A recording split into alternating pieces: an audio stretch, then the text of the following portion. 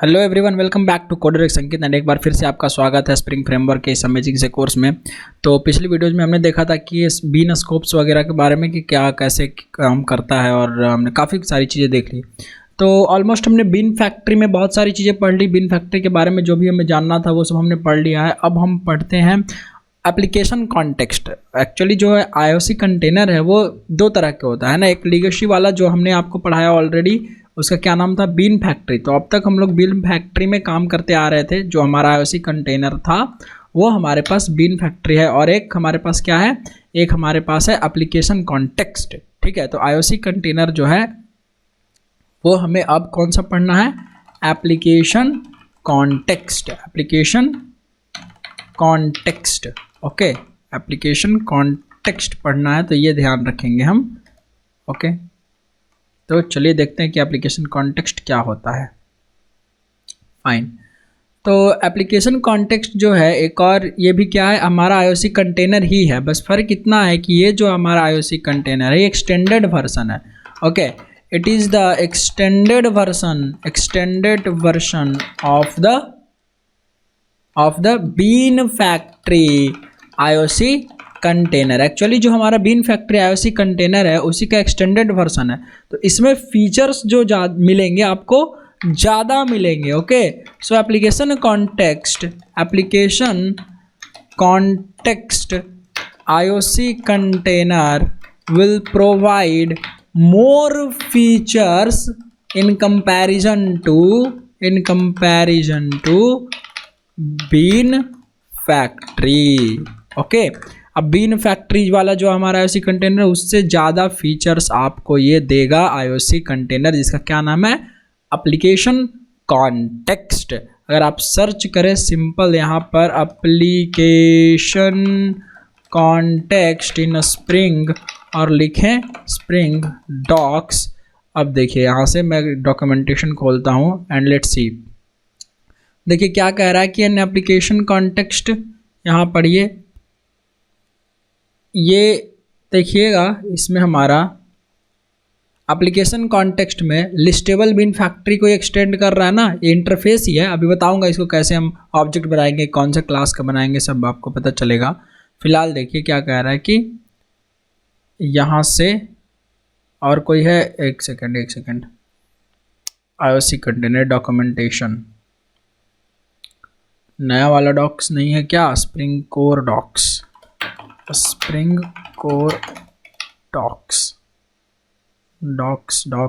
देखना ज़रूरी है ज़्यादा।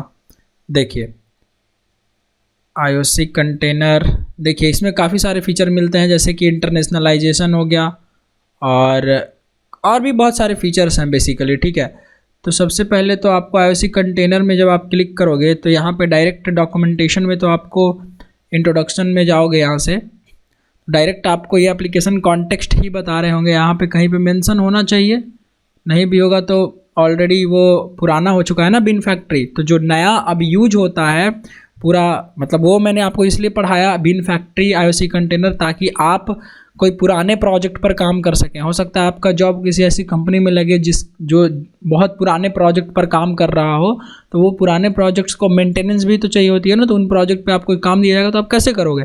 तो बीन फैक्ट्री वगैरह वहाँ यूज हो रहा होगा मे बी, तो आपको उसकी समझ भी होनी चाहिए। तो बहुत डिटेल में इसलिए मैंने आपको पढ़ाया है। तो देखिए यहाँ पे क्या लिखा है कि the application context is the interface for advance factory capable, देख रहे हैं, advanced factory capable of maintaining a registry of different beans and their dependencies. ये एडवांस फीचर प्रोवाइड करता है आपको कौन, एप्लीकेशन कॉन्टेक्स्ट IOC कंटेनर। देखिए यहाँ पे किस तरीके से इसका ऑब्जेक्ट बनाया गया है। ओके, तो बहुत ही सिंपल है। फाइन, तो ये है क्या, तो ये बहुत ही सिंपल है। ये है एप्लीकेशन कॉन्टेक्स्ट, एप्लीकेशन, और ऐसे लिखते हैं, to create the object of application context, to create the object of application context IOC container, what you have to do, आपको क्या करना पड़ेगा, you have to create the object for one of its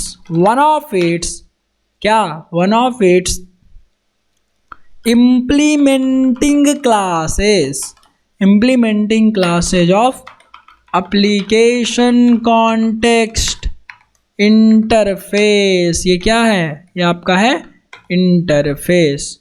okay, तो अब application context ये आपका एक interface है, ठीक है ना। आपका जो एप्लीकेशन कॉन्टेक्स्ट है इसी नाम से एक इंटरफेस है। यही इंटरफेस क्या रिप्रेजेंट करता है? एक आईओसी कंटेनर को रिप्रेजेंट करता है। बात समझ में आ रहा है? अगर ये आपका आईओसी कंटेनर है यहाँ, तो ये किसका ऑब्जेक्ट रहेगा? ये रहेगा एप्लीकेशन कॉन्टेक्स्ट।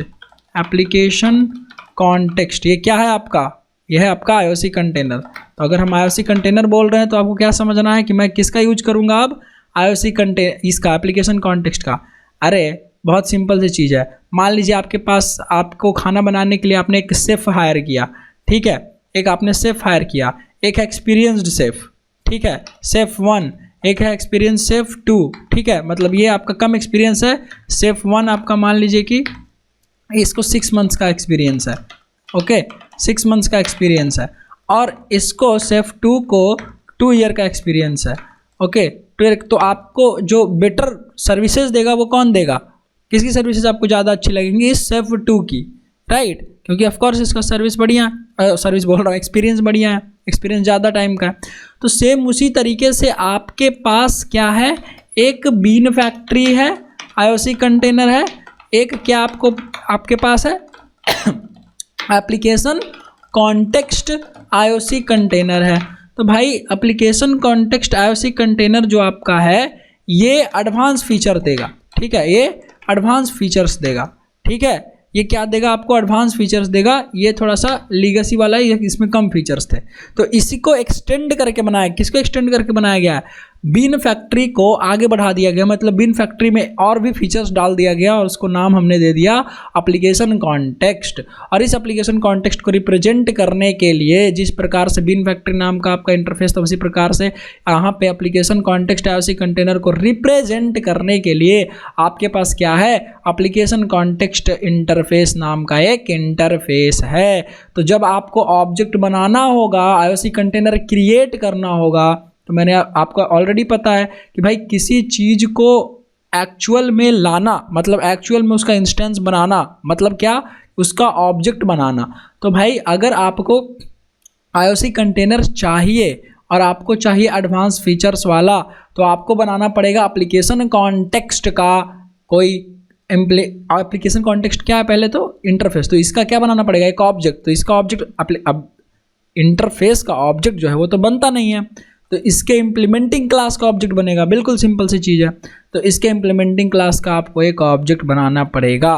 तो इसीलिए हमने ये फिगर आपको यहाँ पे बना के दिखाया कि भाई मान लीजिए आपका आईओसी कंटेनर है, उसका नाम क्या है? Application context. एप्लीकेशन कॉन्टेक्स्ट क्या है? इंटरफेस है। तो as it is the interface, अब ये एक इंटरफेस है तो इसके इम्प्लीमेंटिंग क्लासेज भी होंगे, बिल्कुल होंगे। तो देखिए यहाँ पे एग्जांपल दिया हुआ है किस तरीके से आपको बनाना है। तो एप्लीकेशन कॉन्टेक्स्ट, देखिए new class path XML application context क्या है? Class path XML application context, ये आपका एक ये है, क्लास है। उसके बाद देखिए एक और क्लास है जेनेरिक ग्रूवी एप्लीकेशन कॉन्टेक्स्ट, और भी यहाँ पे होगा काफ़ी सारा, जैसे एनोटेशन कन्फिग वगैरह, और काफ़ी सारे आपके पास एप्लीकेशन यहाँ पे मैं सर्च करता हूँ एप्लीकेशन कॉन्टेक्स्ट एपीआई, ठीक है। ये हम चल जाते हैं इसमें, इसके एपीआई में खोलते हैं। देखिए यहाँ पे क्या है? इंटरफेस एप्लीकेशन कॉन्टेक्स्ट, ठीक है। कौन से पैकेज में है? org.springframework.context, इसी पैकेज में है, ठीक है। अब देखिए इसके जो क्लासेज होंगे आपको मिलेगा ना, implementing classes, all non implementing classes में देखिए कि क्या क्या है इसके इम्प्लीमेंटिंग क्लास। देखिए अब्स्ट्रैक्ट एप्लीकेशन कॉन्टेक्स्ट, अब्स्ट्रैक्ट वाला तो आपको बनाना नहीं है, उसका ऑब्जेक्ट तो आप बनाएंगे नहीं, आप बनाएंगे किसका? देखिए class path XML application context, एक ये है, और भी हैं बहुत सारे, दिखाता हूँ मैं। फाइल सिस्टम एप्लीकेशन कॉन्टेक्स्ट, ठीक है। ग्रूवी का यूज करेंगे तो इसका बना लेंगे, जेनरिक का यूज करेंगे तो उसका बना लेंगे, और भी आपके पास होगा यहाँ से एक्सएमएल वेब एप्लीकेशन कॉन्टेक्स्ट। देखिए और होना चाहिए, देखिए एनोटेशन कन्फिग होना चाहिए, annotation config web application context. ये 4-5 जो है बहुत ही ज़्यादा यूजफुल है। तो सबसे पहले अगर आप file system XML application context में देखें तो ये क्या कहता है कि स्टैंडअलोन एक्सएमएल एप्लीकेशन कॉन्टेक्स्ट, कि ये मैं आपको यहाँ पे लिख के पढ़ा ही देता हूँ। ओके, देयर आर, है ना, there are many implementation classes of application context interface. So here we are listing some mostly used implementation classes. ठीक है, यहाँ पे हम जो सबसे ज़्यादा आजकल यूज हो रहा है मार्केट में इंडस्ट्री के हिसाब से, उसके बारे में हम पढ़ेंगे, क्योंकि सबको डिस्कस करना इट्स नेक्स्ट टू इम्पॉसिबल। तो एक डेवलपर, एक प्रोग्रामर आप किस बात के बनेंगे जब आपको डॉक्यूमेंटेशन पढ़ के यूज करना ही नहीं आया। मैं आपको 5 पढ़ाऊंगा, 5 सिखाऊंगा। ये file system application context, XML web के बारे में बताता हूँ, एनोटेशन कन्फिग के बारे में बताऊंगा, annotation config web application context, एक class path XML application context. तो मैं ये 4-5 चीज़ों के बारे में बताऊंगा। बाकी जैसे ज़रूरत के हिसाब से रहे, मान लीजिए आपकी ऐसी जगह जॉब लगती है जो बिल्कुल नया सब कुछ चीज़ वहाँ पे यूज हो रहा है, पूरा अपडेटेड चीज़, आप वहाँ ग्रूवी यूज कर रहे हैं। तो यहाँ पे था ना कि ग्रूवी का यहाँ पे एक दिया हुआ तो था इम्प्लीमेंटिंग क्लास, है ना, एप्लीकेशन कॉन्टेक्स्ट में जेनरिक XML एप्लीकेशन कॉन्टेक्स्ट या ग्रूवी वेब एप्लीकेशन कॉन्टेक्स्ट। तो आप इसका यूज करेंगे, ठीक है, वहाँ पे पढ़ करके यहाँ से। तो ये आप as a developer, as a programmer, आपकी लर्निंग तो हमेशा चालू रहेगी, है ना, कभी तो ख़त्म होने वाली नहीं है। और हर एक चीज़ को कवर करना इज नेक्स्ट टू इम्पॉसिबल। तो हम बहुत अच्छे से, बहुत डीपली चीज़ों को कवर कर रहे हैं। राइट, बात समझ में आ रही है?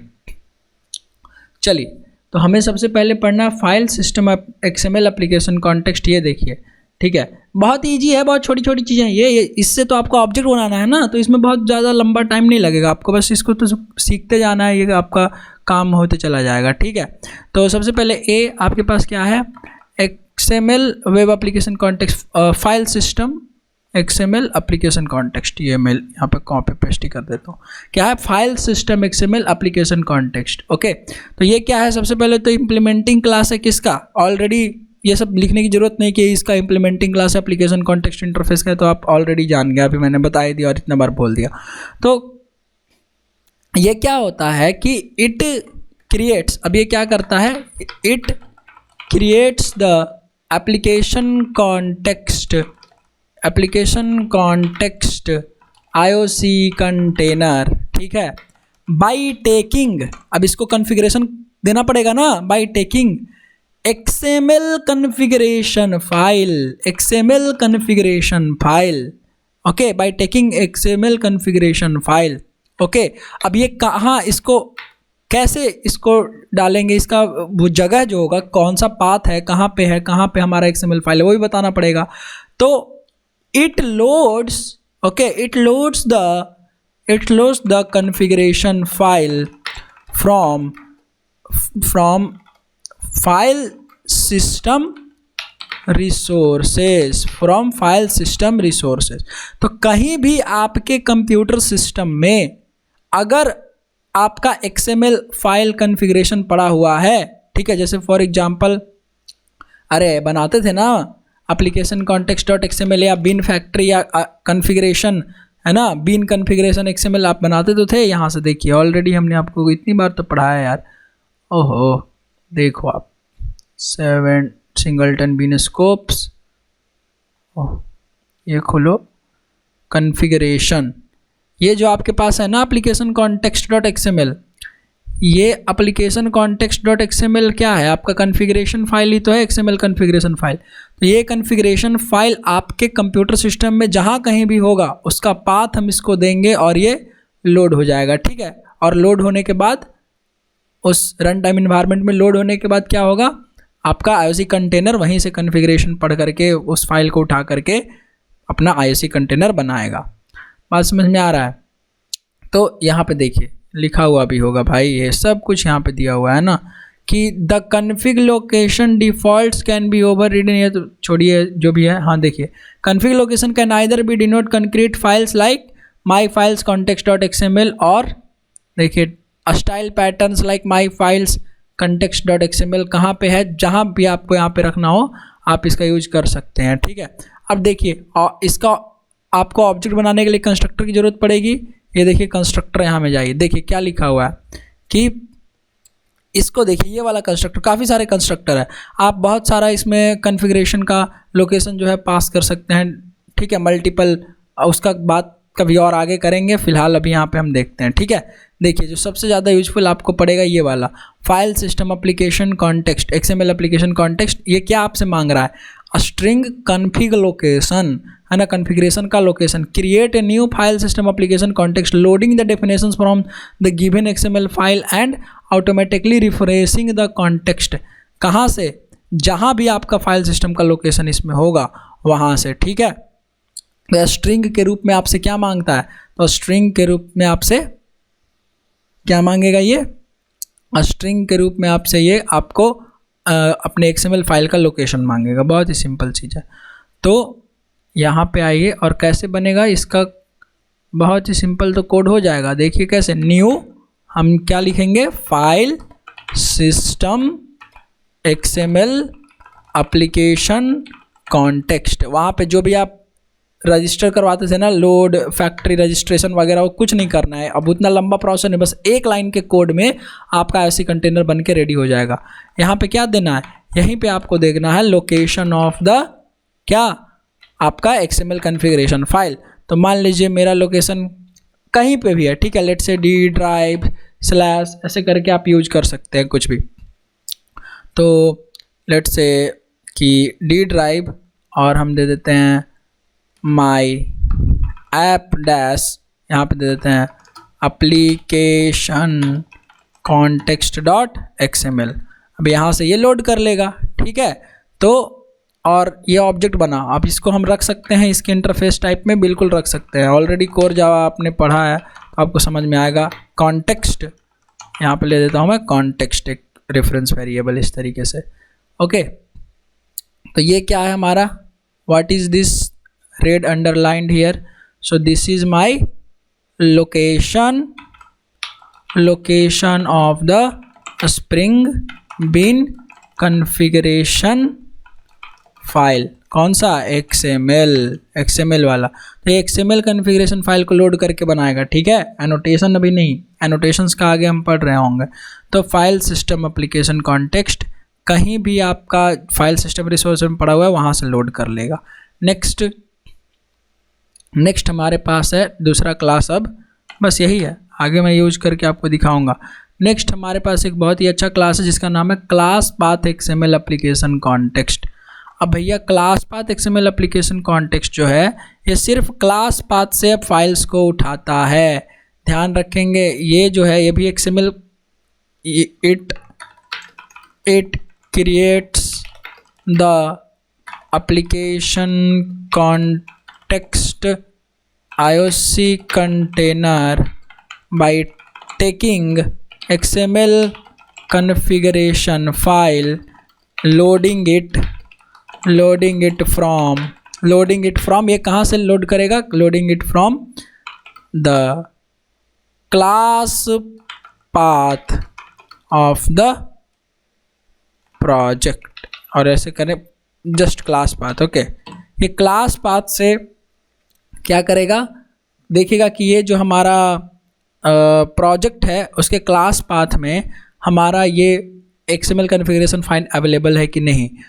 अब देखिए यहाँ से अगर आप देखें class path XML application context को, तो क्या कह रहा है कि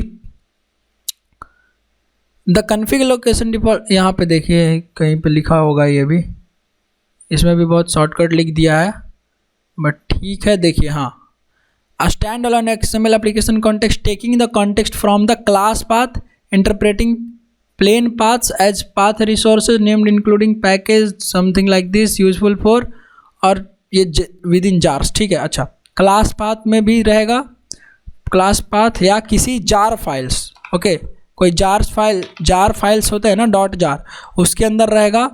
तो उसके अंदर से अगर आपको class path XML application context का यूज करके आप XML कॉन्फ़िगरेशन फाइल को रीड करा सकते हैं और उसके बेस पर IOC कंटेनर जो है बनेगा। बात समझ में आ रहा है, कोई जार फाइल के अंदर से भी, ठीक है। तो जार फाइल में आपने पैक कर दिया किसी XML कॉन्फ़िगरेशन फाइल को, तो ये भी आप कर सकते हैं, and class path XML application context से आप लोड करा सकते हैं। देखिए बहुत ही सिंपल चीज़ होता है। यहाँ अगर आप देखें एक प्रोजेक्ट जो हमारा ऑलरेडी बनाया हुआ है पिछली वीडियो का सिंगलटन बिनस्कोप में, तो यहाँ आप ध्यान से अगर देखें हमारा प्रोजेक्ट है, जैसे ये सिंगलटन बिनस्कोप और प्रोटोटाइप बिनस्कोप जो हमने पढ़ाया था। इस प्रोजेक्ट में अगर आप राइट क्लिक यहाँ से करें, देखिए कि प्रॉपर्टीज़ में जाएं तो यहाँ देखिए जावा बिल्ड पाथ में जाएंगे अगर आप, तो आपको यहाँ पे क्लास पाथ दिखेगा, है ना, ये देखिए क्लास पाथ। तो इस क्लास पाथ में देखिए कुछ जार फाइल्स हैं, है ना, ऑलरेडी एडेड हैं। प्लस में जो फोल्डर होता है हमारा SRC नाम का फोल्डर, ये वाला SRC नाम का फोल्डर, है ना। प्रोजेक्ट्स सोर्स में जाएं और देखिए सोर्स में आपको सोर्स फोल्डर्स दिखेंगे जहाँ पे भी आपका ये ऐड किया हुआ है, देखिए, है ना। सोर्स में क्या लिखा हुआ है, SRC/SRC। तो इस प्रोजेक्ट का जो SRC फोल्डर है ये इसके क्लास पाथ में ऑलरेडी एडेड है, ठीक है, समझ में आ रहा है। तो जो भी फोल्डर के अंदर आपका जो भी फोल्डर मतलब, ठीक है, जो भी आपका SRC फोल्डर है, तो ये SRC फोल्डर अगर क्लास पाथ में एडेड है तो आपको पूरा लोकेशन डालने का ज़रूरत नहीं है अपने फाइल का। तो ईजिली हम क्या डालते हैं, सिर्फ अगर नाम डाल देते हैं, पैकेज का नाम डाल देते हैं उसके अंदर जहाँ पे भी हमारा अवेलेबल है लोकेशन, उसके बाद वो खुद ब खुद सर्च कर लेता है। तो फॉर एग्जांपल जैसे अगर आप यहाँ पे जाएं, लेट्स ओपन इट, जैसे यहाँ पे देखिए, ये देखिए com/coderex_configuration क्यों लिखा हुआ है यहाँ पे, सिर्फ क्योंकि ये क्लास पाथ से उठा रहा है, ठीक है। तो क्लास पाथ में क्या है, SRC फोल्डर है ना ऑलरेडी एडेड, तो क्लास पाथ में बाय डिफ़ॉल्ट SRC फोल्डर हमारा एडेड है। तो अगर हमारा क्लास पाथ में SRC फोल्डर ऑलरेडी एडेड है तो इससे क्या होता है कि आपका अब वो कहाँ ढूंढेगा, वो ढूंढेगा क्लास पाथ में। तो क्लास पाथ में डायरेक्ट अंदर जो फोल्डर है SRC उसके अंदर में तो डायरेक्टली तो अवेलेबल नहीं है हमारा कॉन्फ़िगरेशन फाइल। वो कहाँ अवेलेबल है, वो अवेलेबल है इस पैकेज के अंदर। तो उस पैकेज का डायरेक्ट लोकेशन डालेंगे और अपने फाइल का नाम डालेंगे और बस ये ईजिली काम कर जाएगा, ठीक है। तो बहुत ही सिंपल है। उसी प्रकार से यहाँ हम कैसे क्रिएट कर सकते हैं, तो बस लिखेंगे new class path XML application context और बस इसके कंस्ट्रक्टर में पास कर देंगे हम अपना फाइल का लोकेशन। तो मान लीजिए कि हमने coderex अंकित/cfgs इस नाम से हमने क्लास पाथ इसमें SRC फोल्डर के अंदर हमने मान लेते हैं कि हमने एक पैकेज बनाया, उसके अंदर हमारा फाइल का नाम है एप्लीकेशन context.xml। तो आपको पूरा वो देने की ज़रूरत नहीं है, डायरेक्टली क्लास पाथ से उठा लेगा। और यहाँ पर क्या लिख देते हैं, ये हमारा एप्लीकेशन कॉन्टेक्स्ट को होल्ड करके रखेगा, मतलब क्रिएट करने के बाद ये हमारा हो गया। ये लीजिए, आई होप अब ये भी आपको समझ में आ रहा होगा। तो ये जो है हमारा लोकेशन, ये कैसा लोकेशन है, ये लोकेशन है क्लास पाथ के अंदर का, ठीक है। ये क्लास पाथ के अंदर जो है हमारा, यहाँ पे जो भी हमने लोकेशन दिया है वहाँ से ये सर्च ऑटोमेटिकली हो जाएगा। बात समझ में आ रहा है ना। तो ये क्लास पाथ में है। तो बाय डिफ़ॉल्ट जो क्लास पाथ मतलब जो आप प्रोजेक्ट बनाते हैं, by default class SRC, by default SRC folder is added to class path, okay. In Gradle और मेवन, ग्रेडल मेवन इन्वायरमेंट में फोल्डर होता है, ग्रेडल मेवन इन्वायरमेंट में एक फोल्डर होता है java/main करके, है ना, जावा या main/java आई थिंक होता है यार, मैं बोल रहा हूँ। देखो यहीं पे कहीं पे ग्रेडल का प्रोजेक्ट है, कहीं पे यहाँ तो ग्रेडल का प्रोजेक्ट नहीं होगा। ग्रेडल का प्रोजेक्ट हमने तो अभी एक भी बनाया नहीं है ना, डायरेक्टली सिर्फ और सिर्फ हमने लोड करके बनाया, मतलब जार्स को बना करके, राइट। तो अगर आप यहाँ पे देखें, एक सेकंड ना, मैं दिखाता हूँ आपको मैं क्या कह रहा हूँ। ग्रेडल स्प्रिंग प्रोजेक्ट डायरेक्टरी, ठीक है। जैसे ही आप प्रोजेक्ट डायरेक्टरी देखें ग्रेडल का, तो देखिए src/main/java है ना। src एक फोल्डर होता है, मेन फिर /java जो है, तो src main/java जो है ग्रेडल या मेवन में आपका जो जावा फोल्डर है, मतलब src/main/java is also default set to class path. तो ये फोल्डर भी folder directory is also set default set to class path. तो ये ऑलरेडी क्लास पाथ में सेट होता है। तो आप डायरेक्ट अपना एप्लीकेशन कॉन्टेक्स्ट का एड्रेस डाल करके, मतलब उसका पाथ डाल करके और यूज कर सकते हैं। ये क्लास पाथ में हो गया। Next let's move forward and यहाँ से हमारे पास है एक XML वेब एप्लीकेशन कॉन्टेक्स्ट। ये देखिए, ये वेब एप्लीकेशन कॉन्टेक्स्ट है, ध्यान रखेंगे। तो जब आपको स्प्रिंग में कोई वेब एप्लीकेशन बनाना होगा तब इसका यूज कर रहे होंगे। तो सी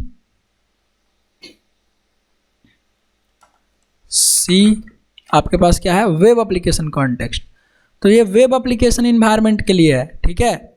देखिए, तो इन केस ऑफ, अच्छा ये तो मल्टीपल का दे रहा है, for a web application context यहाँ पे होगा ही कहीं पे, ठीक है। और ये आपसे देखिए स्प्रिंग फ्रेमवर्क में जब आप वेब एप्लीकेशन बनाएंगे, जैसे सर्वलेट से आप वेब एप्लीकेशन बनाते थे ना, सर्वलेट JSP वगैरह यूज करके, उसी प्रकार से इसमें भी तो आपको यूज करना है। तो देखिए यहाँ पे जो लोकेशन है वो कौन सा लोकेशन रहेगा, तो वो एक लोकेशन रहेगा आपका, वो लोकेशन रहता है, देखिए आपका एक सर्वलेट कॉन्टेक्स्ट रहता है ना, सर्वलेट का रहता है, ठीक है, सर्वलेट का फाइल रहता है, ओके। तो वो सर्वलेट का जो फाइल है XML फाइल, उसको आपको डालना पड़ेगा। तो वो आपका चाहे वेब INF में रहे या कहीं भी रहे, तो आपको वो कॉन्टेक्स्ट जो है डालना पड़ेगा, वो सर्वलेट का XML फाइल आपको डालना पड़ेगा यहाँ पे। तो ये यूज होता है वेब एप्लीकेशन के लिए, ओके। तो it creates the IOC container for web application development in a Spring framework, okay, by taking the servlet configuration file, मतलब XML फाइल from, कहाँ से ये उठाएगा, from, तो एक फोल्डर होता है जिसका नाम है web-inf, जब क्रिएट होता है ना web-inf, है ना। यहाँ पे लेट से सर्वलेट context.xml है ना, XML डायरेक्टरी। तो ये आपका XML वेब एप्लीकेशन कॉन्टेक्स्ट जो है वहाँ से बन रहा होगा, ठीक है, यहाँ से देख सकते हैं आप। तो ये इम्पॉर्टेंट है कि भाई आपको जो है किस तरीके से इसको यूज करना है। अब ये वेब एप्लीकेशन में यूज होगा ना, ठीक है, तो it is widely used for this class is widely used in developing MVC applications in spring framework. जब आप MVC का एप्लीकेशन बना रहे होंगे, मतलब model view control, presentation layer वगैरह भी, तो वहाँ पर आप जो है वेब एप्लीकेशन के लिए इसका यूज कर सकते हैं, ठीक है। फाइल सिस्टम का जो यूज है वो सिर्फ और सिर्फ आपका स्टैंड अलोन के लिए रहेगा, है ना, stand alone apps, okay. Class path का जो यूज है वो भी आपका कहाँ हो गया, स्टैंड अलोन ऐप्स पर, ठीक है। बट जो आपका XML वेब एप्लीकेशन कॉन्टेक्स्ट है ये कहाँ यूज हो गया, ये यूज हो गया आपका MVC एप्लीकेशन, ठीक है, मतलब वेब एप्लीकेशन, ओके। यहाँ पे आप सर्वलेट context.xml जो सर्वलेट का फाइल है वो दे सकते हैं। कैसे इसका वो बनाएंगे हम, तो बहुत ही सिंपल है। इसका कंस्ट्रक्टर देखिए, इसका कंस्ट्रक्टर में जाइए, देखिए इसके पास कंस्ट्रक्टर होगा XML वेब एप्लीकेशन कॉन्टेक्स्ट। इसके कंस्ट्रक्टर में जाएंगे तो देखिए आपको सिर्फ एक कंस्ट्रक्टर दिखेगा। तो ये डिफ़ॉल्ट जो आपका कंस्ट्रक्टर है ये कहाँ से लोड करेगा, ये वेब डैश INF से लोड करेगा, ठीक है। वेब डैश INF से जो आपका सर्वलेट कॉन्टेक्स्ट है ये वाला लोड करेगा। जैसे यहाँ पे आप एग्जांपल देखिए, इसमें ऑलरेडी इन्होंने लिख रखा है कि by default the configuration will be taken from web dash INF application context dot XML। इसका करेक्ट नाम ये है, ठीक है। मतलब एप्लीकेशन कॉन्टेक्स्ट डॉट XML अगर आपने नाम okay from web application web INF application context, ये क्या है, डिफ़ॉल्ट है, okay. This is the default, by default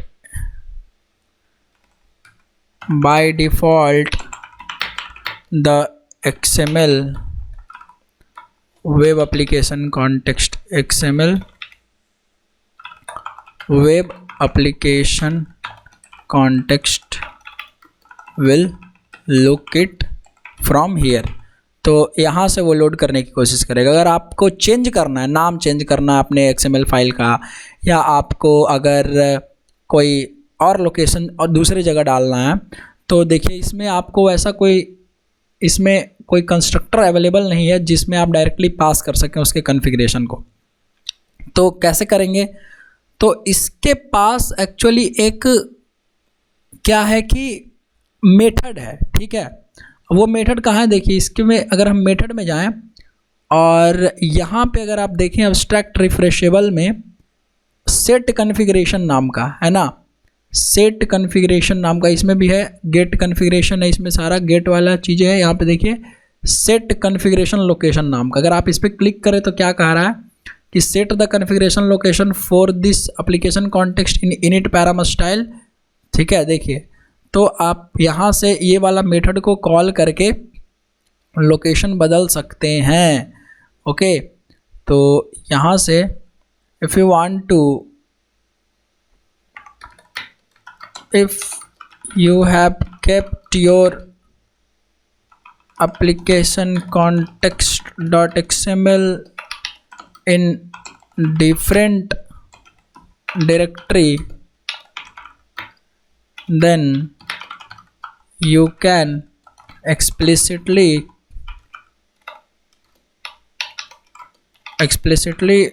load the config file by this method. कैसे, तो आपको ये वाला मेथड कॉल करना पड़ेगा। कौन सा मेथड, सेट कॉन्फ़िग लोकेशन। तो ये लोकेशन, तो सबसे पहले आपको क्या करना पड़ेगा, पहले तो इसका ऑब्जेक्ट बनाना पड़ेगा ना। तो सबसे पहले हम इसका ऑब्जेक्ट बनाएंगे कैसे, new XML web application context, ये हमने ऑब्जेक्ट बनाया, एप्लीकेशन कॉन्टेक्स्ट यहाँ पे लिख दिया हमने कॉन्टेक्स्ट इक्वल टू, ठीक है। और ये हमारा बाय डिफ़ॉल्ट है अभी, ठीक है। तो यहाँ से हम लिख रहे हैं context dot set config location, यही है ना नाम, हाँ, सेट कॉन्फ़िग लोकेशन। अब यहाँ से हम जो इसका लोकेशन है या पाथ है, लोकेशन ऑफ कॉन्फ़िग फाइल, यहाँ पर हम कोई भी लोकेशन जो है वो डालेंगे। And this way you can achieve the explicit जगह जहाँ पे आपने जो रखा है अपने कॉन्फ़िगरेशन फाइल को और लोड करा सकते हैं। तो ये यूज होगा आपका MVC में, जब हम स्प्रिंग MVC पढ़ रहे होंगे तो वहाँ पे इसका यूज देखेंगे, है ना। अभी जो हम स्प्रिंग कोर पढ़ रहे हैं तो स्प्रिंग कोर में file system application context, XML application context और फिर एनोटेशन वाली क्लासेस देखेंगे जब हम जावा कोड एनोटेशन या स्प्रिंग बूट एनोटेशन वगैरह यूज करेंगे। तो नेक्स्ट जो है हमारे पास वो है एनोटेशन कॉन्फ़िग एप्लीकेशन कॉन्टेक्स्ट। तो एनोटेशन कॉन्फ़िग जो है ये एनोटेशंस का बहुत ही अच्छा एग्जाम्पल है, बहुत ही अच्छा ये है क्लास है जो आपको एनोटेशन के साथ काम कराएगा। तो if you want to replace, अगर आपको XML कॉन्फ़िगरेशन फाइल को रिप्लेस करना है और एनोटेशन का यूज करना है तो यही क्लास का ऑब्जेक्ट आपको बनाना पड़ेगा, okay. This class creates the application context interface context IOC container by taking taking one configuration file, okay, not the XML file, okay, like not the XML file. ये क्या लेता है आपसे, तो it will take one Java class configuration file, okay, and will create the IOC container, okay। बहुत ही simple है। कैसे, देखिए एनोटेशन कन्फिग में जाइए, तो एनोटेशन देखिए स्टैंड अलोन एप्लीकेशन के लिए, ठीक है। तो जो भी आपका कॉन्फ़िगरेशन क्लास है वही कॉन्फ़िगरेशन क्लास जो जावा के फॉर्म में क्लास बना करके आप लिखेंगे ना, उसको ये यूज करवाएगा, ठीक है। तो इट इज़ यूज्ड इन, कहाँ यूज होता है, देखिए इन स्प्रिंग बूट ड्रिवन एप्स और 100% Java code driven configuration we use this, okay, we generally use this class, okay। तो इस क्लास का हम प्रयोग वहाँ करते हैं जब स्प्रिंग बूट ड्रिवन कोई एप्लीकेशन बनाते हैं, तो या जावा ड्रिवन कॉन्फ़िगरेशन रखते हैं तो अपने एप्लीकेशन का।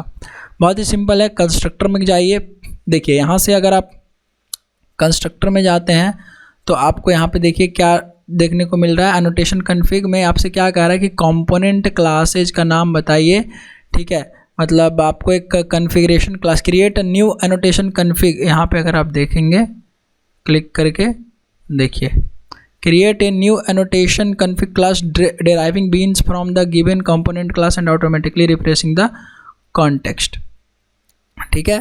तो ये आपसे क्या मांगेगा कि भाई वो क्लास का नाम भी तो बताना पड़ेगा ना जो आपका कॉन्फ़िगरेशन क्लास है, ठीक है। तो आप कैसे बता सकते हैं, तो बहुत ही सिंपल है। आप यहाँ पे देखिए क्लास टाइप का है ना, क्लास टाइप का क्लास आपसे मांग रहा डायरेक्ट, ठीक है, डायरेक्ट क्लास मांग रहा आपसे। तो यहाँ ये जो आपका है एनोटेशन कन्फिग एप्लीकेशन कॉन्टेक्स्ट, हम बनाएंगे new annotation config application context, इस तरीके से बनाया हमने, ठीक है। अब इसमें पास करेंगे, ठीक है। यहाँ पे देखिए इजी रहेगा पास करने के लिए। आपसे क्या मांग रहा है, कंपोनेंट क्लास, मतलब कॉन्फ़िगरेशन जो आपका क्लास है उस क्लास का यहाँ पे हमको नाम पास करना होगा। देखिए यहाँ पे एनोटेशन कन्फिग में तो ये जो कंपोनेंट क्लास है यही कंपोनेंट क्लासेस क्लास टाइप का है ना, तो हम अगर डॉट क्लास लगा दें, मतलब अपना जो भी हमने बनाया है ऐप कन्फिग नाम का, मान लेते हैं एक हमने क्लास बना जहाँ पे हमने कॉन्फ़िगरेशन सारा लिखा है जावा के फॉर्म में, जावा कोड फॉर्म में, और एनोटेशन यूज किया, तो यहाँ पे हम क्या लिख सकते हैं, ऐप कॉन्फिग डॉट क्लास। तो यहाँ इससे क्या हो जाएगा, एनोटेशन कन्फिग का जो आपको है ऑब्जेक्ट मिल जाएगा, और ऐप कन्फिग जो है एज अ आपका कॉन्फ़िगरेशन फाइल काम कर रहा होगा जो एनोटेशन बेस्ड कॉन्फ़िगरेशन होगा, राइट। तो यहाँ पे हमने लिख दिया एप्लीकेशन कॉन्टेक्स्ट, ठीक है।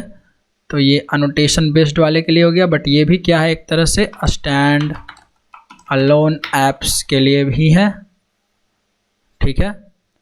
और नेक्स्ट हमारे पास एक और है, जब सबसे ज़्यादा जो one of the most popular है, वो है तो बहुत सारे क्लासेज ना, अभी बताया मैंने, बट एक और हम लास्ट है हमारा अभी के लिए, annotation config web application context, है ना, annotation config web application context. तो सेम प्रोसेस ये किस लिए दिया हुआ है, तो ये एनोटेशन बेस्ड में it is given to work in Spring MVC apps, okay. तो जब आप स्प्रिंग MVC एप्लीकेशन बना रहे होंगे तो आपको अगर इफ़ यू need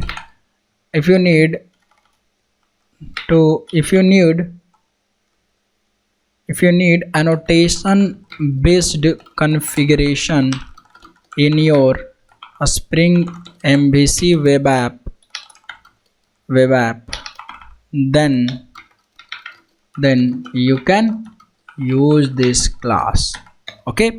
तो उस टाइम पर आपका जो annotation config web application context है यूज हो रहा होगा जब आप स्प्रिंग MVC एप्लीकेशन बना रहे होंगे और आपको XML फाइल नहीं चाहिए होगा, कॉन्फ़िगरेशन के लिए क्या चाहिए होगा, आपको चाहिए होगा ये annotation config web application context. इसका अगर आपको ऑब्जेक्ट बनाना है तो कंस्ट्रक्टर में जाइए, देखिए यहाँ पे कंस्ट्रक्टर है। तो ये मैं बताऊँगा एप्लीकेशन कॉन्टेक्स्ट, ये जो आपको है annotation config web application context में आगे बताऊँगा जब हम स्प्रिंग वेब एप्लीकेशंस बना रहे होंगे, स्प्रिंग MVC पढ़ रहे होंगे तब। And more and there are many more classes as well, but जो वाइडली यूज होते हैं यही 4-5 यूज होते हैं, तो ये इंपॉर्टेंट है पढ़ना। तो इसके लिए हमने आपको ये पढ़ाई दिया। अब जिसको ज़रूरत हमको जैसे होगा उस हिसाब से हम फाइल सिस्टम एप्लीकेशन कॉन्टेक्स्ट में होगा तो उसको पढ़ लेंगे, XML एप्लीकेशन XML पाथ से होगा उसको पढ़ लेंगे, यूज कर लेंगे, मतलब XML वेब एप्लीकेशन कॉन्टेक्स्ट होगा इसको यूज कर लेंगे, तो यूज करते चले जाएंगे। ठीक है, आई होप आपको ये समझ में आ जाएगा। और अब इसका जो प्रैक्टिकल है और फीचर्स, नेक्स्ट में हम देखेंगे features of the application context. आखिर क्या एडवांटेजेस हैं एप्लीकेशन कॉन्टेक्स्ट को यूज करने के लिए, क्यों हमें एप्लीकेशन कॉन्टेक्स्ट यूज करना चाहिए, क्या फ़ीचर्स हैं, अच्छे बहुत सारे फीचर्स हैं इसके पास पावर है, तो उन पावर का हम यूज कर रहे होंगे और आगे देख रहे होंगे नेक्स्ट वीडियो में। तो ठीक है, फिर चलिए मिलते हैं नेक्स्ट वीडियो में, बाय।